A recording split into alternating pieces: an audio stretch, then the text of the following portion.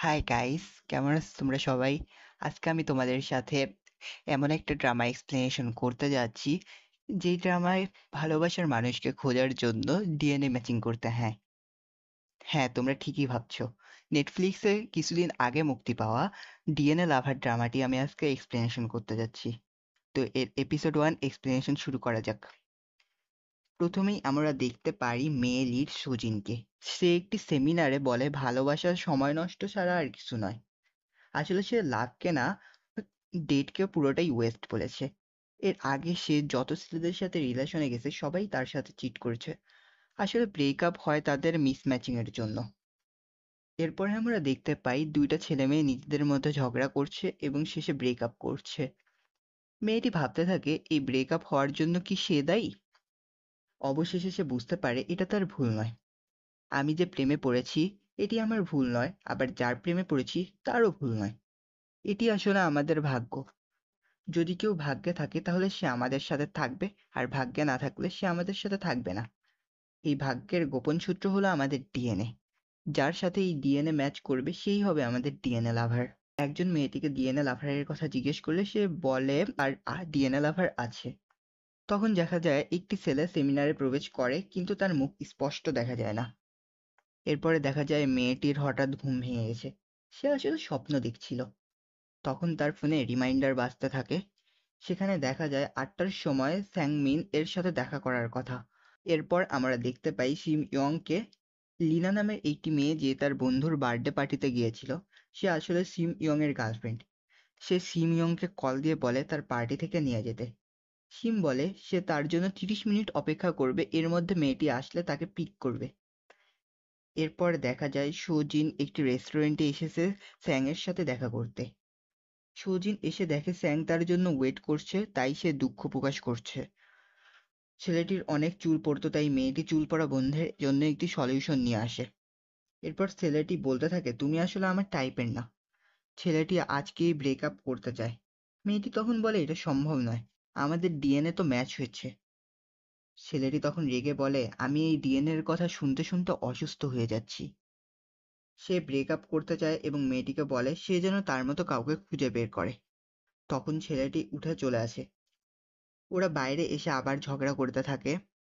শিম ইয়ং গাড়ি থেকে তাদেরকে ঝগড়া করতে দেখছিল। শিম ইয়ন তার গার্লফ্রেন্ডের জন্য ৩০ মিনিট অপেক্ষা করে চলে যায়। পরের দিন শিম জেনারেল হসপিটালে প্রবেশের সময় লিনা সিমকে কল করে এবং সে বলে তুমি আমাকে নেগলেক্ট করছো। আমার ২২ বছর, তোমার থেকে ১২ বছরের ছোট, তুমি কিভাবে আমাকে ক্লাব থেকে না নিয়ে চলে গেলে। তখন শিম বলে তুমি তার কাছেই যাও যে তোমার বয়স কেয়ার করে। আমি বলেছিলাম ৩০ মিনিট ওয়েট করব, তুমি এর মধ্যে আসোনি। মেয়েটি বলে আমি ড্রিঙ্ক করেছিলাম, তোমার কি আমার জন্য চিন্তা হয় না। তখন মেয়েটি বলে চলো আমরা আজকে দেখা করি। ছেলেটি বলে তার আজকে বন্ধুদের সাথে প্ল্যান আছে। মেয়েটি বলে সেই প্ল্যান ক্যান্সেল করতে। ছেলেটি বলে আমি মিথ্যা বলতে পারবো না। এটা নিয়ে তাদের মধ্যে ঝগড়া হয় এবং ছেলেটি তার সাথে ব্রেকআপ করে। এরপর আয়রন জেনেটিক সেন্টারে দেখানো হয় যেখানে সুজিন কাজ করে। সেখানে একজন নার্স তাকে সালাড খাওয়ার জন্য দেয় যাতে সে ব্রেকআপের কষ্ট ভুলতে পারে। তখন একজন নার্স তাকে জিজ্ঞাসা করে সে কি সারা রাত কান্না করেছে কিনা। তখন আরেকজন নার্স তাকে বলে ব্রেকআপ হয়ে গেছে। তখন তার এক্স বয়ফ্রেন্ডের ডিএনএ রিপোর্ট আসে। সেখানে সজিন দেখতে পায় তার এক্স বয়ফ্রেন্ডের মধ্যে চিটার ডিএনএ আছে। এরপর আমরা গ্যাং উনকে দেখতে পাই যে একজন ফায়ার ফাইটার। সে জরুরি ভিত্তিতে কোথাও একটা যায়।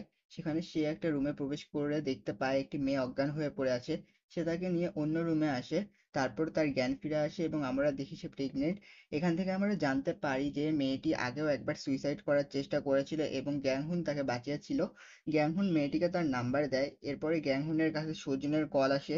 সে রাতে গ্যাংহুনকে ড্রিঙ্কস করার জন্য ডাকে। গ্যাংজন তাকে না করে দেয়। তখন সোজিন বলে যে সে একাই গ্যাংহুনের বাবার রেস্টুরেন্টে গিয়ে ড্রিঙ্কস করবে। পরে দেখা যায় লিনা, সোরি ও সোজিন একসাথে ড্রিঙ্কস করছে। এরপর ওরা তিনজন লিনার ব্রেকআপের বদলা নিতে ক্লাসে যায়। সেখানে লিনা সিমকে বোঝানোর চেষ্টা করে যাতে তারা রিলেশনটা কন্টিনিউ করতে পারে। ওদের কথা শুনে সুজিন সেখানে এসে তার সলিউশনটা স্প্রে করে যা সিমের গালের কাটা জায়গায় লেগে যায়। সে আসলে সেভ করতে গিয়ে মুখ কেটে ফেলেছিল। এখানে সিমের হাত লেগে তার মেলানো পাজেলটা পড়ে যায়। এটা দেখে সে চিৎকার করে ওঠে। সরি সুজিনকে বাইরে নিতে গেলে সুজিনের পায়ের জুতা দরজার সাথে লেগে থাকে। এরপর দেখা যায় সিমের রুমের ক্যাংহুন আসে। সে সিমকে রুমের অগোছালো অবস্থার কথা জিজ্ঞাসা করে। এরপর সজিন ও সরিকে ট্যাক্সিতে দেখা যায়। এখানে দেখা যায় সজিন মঙ্গল গ্রহে সিগন্যাল পাঠাচ্ছে, কেননা ডিএনএ লাভার মঙ্গল গ্রহে থাকে।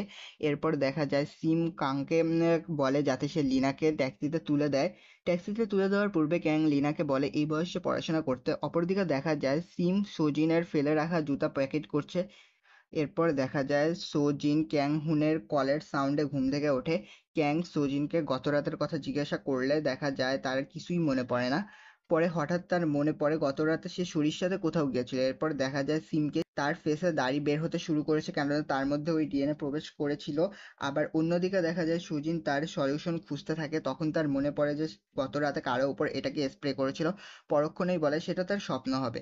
তখন গ্যাং হুন সো-জিনকে ডিনারের অফার করে। এরপর গাড়িতে গ্যাং হুন ও জ্যাংমিনকে দেখা যায়। জ্যাংমিন গ্যাং হুনকে বলে তাকে আর সো-জিনকে দেখে মনে হয় তারা ডেটিং করছে। এর পরের সিনে দেখা যায় সো-জিন একটা শপের বাইরে দাঁড়িয়ে ছিল।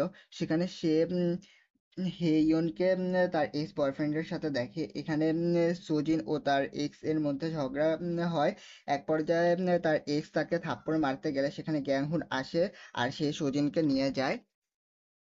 এরপর গ্যাং হুন সজিনকে তাদের রেস্টুরেন্টে নিয়ে যায়। সেখানে সজিন তার বাবা মার বিয়ের ছবি দেখে বলে তার মা 10 বছর হয়েছে মারা গেলেও তো তার বাবা তার মাকেই ভালোবাসে। তখন গ্যাং হুন তাকে বলে কেননা তার বাবার হৃদয়ে তার মাই রয়েছে। এরপর গ্যাং হুন তাকে বলে সে পরবর্তীতে কোনো রিলেশন করতে গেলে তাকে যেন বলে যাতে সে সেলের সম্পর্কে খোঁজ খবর নিতে পারে। সে না করলে যেন সজিন তার সাথে রিলেশন না করে।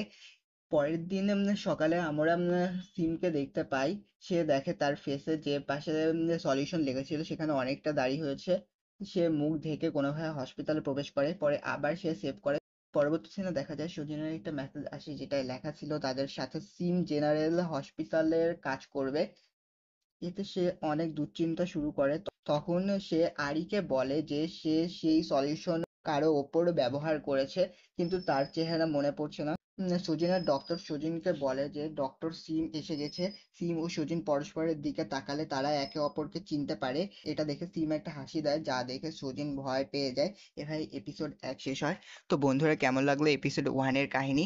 এর পরবর্তী এপিসোড বাংলায় এক্সপ্লেনেশন শুনতে আমাদের চ্যানেলটাকে লাইক সাবস্ক্রাইব করে পাশে থাকুন। ধন্যবাদ সবাইকে।